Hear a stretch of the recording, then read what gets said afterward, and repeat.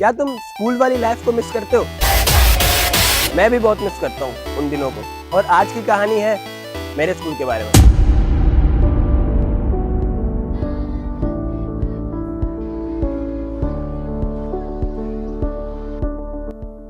मैं जब school life में हुआ करता था, हमेशा यही सोचता था कि जाने कब इस मैथ, फिजिक्स और केमिस्ट्री वाली जहन्नम से मेरी जान छूटेगी और मैं लाइफ में चिल कर सकूंगा। लेकिन बोर्ड के एग्जाम खत्म होने के 2 महीने बाद ही मुझे ये पता चल गया था, असल जन्नत वही स्कूल था जिसे मैं जहन्नम समझता था। ये बात उन दिनों की है जब मैं 8वीं जमात में हुआ करता था। उन दिनों कुछ असातिज़ा ऐसे भी थे जिनके सामने गुजरते हुए मेरे दिल की धड़कनें कभी भी नॉर्मल नहीं रहती थी। लेकिन अगर बात आज की जाए तो अब जब भी उन असातिज़ा से मुलाकात होती है, हम लोग बैठ के ऐसे चिल करते हैं जैसे हम लोग बचपन के दोस्त हो। दोस्त से याद आया स्कूल की दोस्तियां।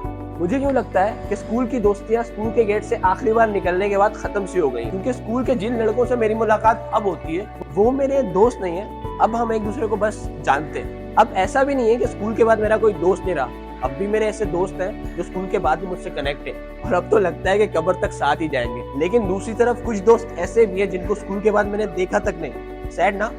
मी टू।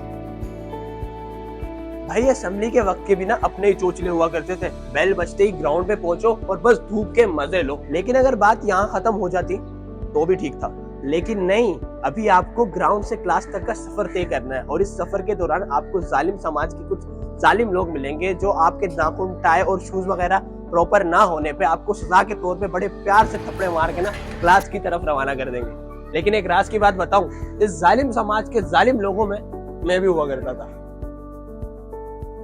ब्रेक टाइम का जितना इंतजार मैं करता था शायद ही कोई करता होगा। वो बेल बजते ही कैंटीन की तरफ दौड़ लगाना, वो लाइन में लग के 10 रुपए वाला समोसा खरीदना। लेकिन उस 10 रुपए वाले समोसे को कभी कभी इतने सारे लोग मिलके खाते थे कि पता नहीं चलता था कि समोसा खाया है या समोसे का ख्याल। लेकिन जाने क्यों ब्रेक टाइम पे कोई वॉशरूम नहीं जाता था। हाँ, लेकिन ब्रेक खत्म होने के फौरन बाद ही हर बंदा वॉशरूम की तरफ दौड़ लगा देता था और इसी चक्कर में केमिस्ट्री वाले सर का ईगो हर्ट हो जाता था और पूरा पीरियड क्लास के बाहर खड़ा रहना पड़ता था। हाय क्या दिन थे। ये सब तो चंद खूबसूरत यादें थी, लेकिन अब वक्त होता है आखिरी दिनों की शुरुआत का।